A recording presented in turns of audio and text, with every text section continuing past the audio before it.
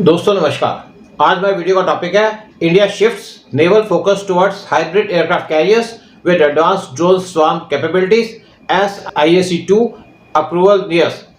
जब अटल बिहारी वाजपेयी इंडिया के prime minister थे और जॉर्ज फर्नांडिस थे इंडिया के डिफेंस मिनिस्टर 1999 से लेकर 2004 तक, तो एक प्लान बनाई गई थी इंडियन नेवी के लिए कि उसके पास 3 एयरक्राफ्ट कैरियर्स होने चाहिए, एक ईस्टर्न कमांड के लिए चाइना को काउंटर करने के लिए और एक वेस्टर्न कमांड में पाकिस्तान को काउंटर करने के लिए, और थर्ड मेंटेनेंस और रिपेयर्स के लिए, क्योंकि एयरक्राफ्ट कैरियर ह्यूज होते हैं और इसलिए इनके रिपेयर्स और मेंटेनेंस उसमें बहुत ज़्यादा टाइम लगता है।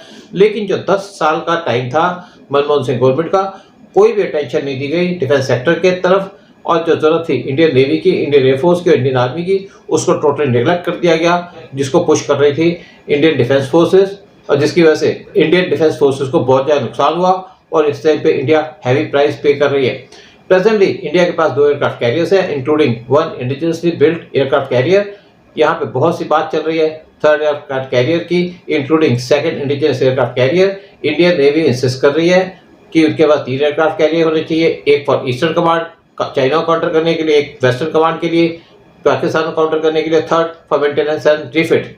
क्योंकि एयरक्राफ्ट कैरियर का साइज ज़्यादा होता है तो इनके रिपेयर का टाइम भी बहुत ज़्यादा लगता है। ये पहले प्लान किया गया था इंडिया का जो थर्ड एयरक्राफ्ट कैरियर होगा वो ह्यूज होगा, जिसकी कैपेसिटी होगी 65,000 टन की। लेकिन अब मिनिस्ट्री ऑफ डिफेंस प्लान कर रही है कि वो अप्रूव करेगी 2nd इंडिजिनस एयरक्राफ्ट कैरियर, जो स्मॉलर साइज का होगा और जो मोर वर्सटाइल होगा, जो होगा हाइब्रिड एविएशन प्लेटफॉर्म। ये जो नई अप्रोच है ये इस वजह से कि यहाँ के चेंज सिचुएशन है, क्योंकि जो एक्सपीरियंसेस है और नॉलेज है जो गेन की गई थी रिसेंट वॉर्स के अंदर, वो बहुत ज़्यादा इंपॉर्टेंस देती है, प्रायोरिटी देती है ड्रोन इंटीग्रेशन को, स्कैटर्ड फायर पावर को और अडेप्टेबल सी command over a single monolithic vessel. Consequently जो प्रपोज्ड IAC-2 है ये सिंपल रेप्लिका होगा इसके प्रेडिसेसर INS विक्रांत का। जो शिप का कोर डिजाइन है उसके अंदर मेजर रिवाइजन की जा रही हैं ताकि हैवीली इनकॉर्पोरेटेड अनमैन्ड टेक्नोलॉजी को यहाँ पे लाया जाए। मॉडिफिकेशंस ऑफ IAC-2 वो की जा रही है मेनली ताकि फ्लाइट डेक इंश्योर करे कि स्वार्म्स ऑफ ड्रोन्स उनको लॉन्च किया जा सकेगा और रिकवर किया जा सकेगा seamlessly alongside traditional piloted jets. एक की एलिमेंट इस अपग्रेड का होगा वो होगा inclusion of the Abhimanyu drone, a jet powered stealthy loyal wingman, जिसको डेवलप किया जा रहा है under naval collaborative combat air vehicle N-CCAV program by Bengaluru based new space research and technologies. जो अभिमन्यु है इसको डिजाइन किया गया है फ्लाई करने के लिए alongside fighter jets like MiG-29K और अपकमिंग रफाल M। ये advance unmanned aerial vehicles UAVs ये अलाउ करेंगे कैरियर को फंक्शन करने के लिए as a central command hub for complex network of airborne surface and under water drones. Ultimately ये evolution highlight करता है departure from conventional carrier strike group tactics. Indian navy shift कर रही है अपना focus towards highly connected maritime battle network, जहां पे जो प्राइमरी एडवांटेज होगी वो होगी इंफॉर्मेशन सिक्योरिटी और dispersed offensive capabilities rather than rely करना purely on traditional fighter jets.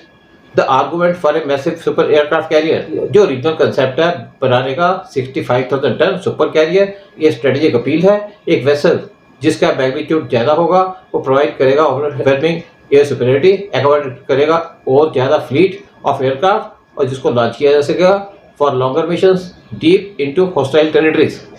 Super aircraft carrier with 65,000 ton capacity ये सूटेबल होगा for projecting power far beyond India's immediate coastal waters और deterring major rivals across the border in Indo Pacific against China.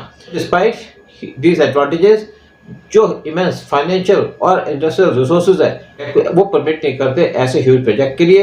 एक super career बनाने के लिए dramatically stretch करना पड़ेगा construction schedule. एक स्मॉलर एक नॉर्मल कैरियर ऑफ 45,000 टन इसको लगेंगे 8 से 10 साल बनने के लिए, जबकि सुपर कैरियर को जो ऑफ 65,000 टन इसको लगेंगे 12 से साल बनने के लिए। रिसेंट डेवलपमेंट इंडिकेट करती हैं कि गवर्नमेंट प्लान कर रहा है grant of acceptance of necessity AON देने के इस साल के लिए फॉर ए 45,000 टन कैरियर। ये एयरक्राफ्ट कैरियर एक्सपेक्टेड है कि कंस्ट्रक्ट किया जाएगा कोचीन शिपयार्ड लिमिटेड CSL के अंदर। ये एयरक्राफ्ट कैरियर लार्जली होगा with same displacement as NS Vikrant, यानी कि 45,000 टन का, लेकिन इसके अंदर एक्सटेंसिव डेक एडेप्टेशन की जा रही है ड्रोन ऑपरेशंस के लिए प्रिपरेशन की जा रही है for potential catapult assisted take off but arrested recovery. CATOBAR system ये प्रैग्मेटिक डिसीजन ब्रिज करेगा जो गैप है बिटवीन ग्रैंड एम्बिशंस और ऑपरेशनल रियलिटी।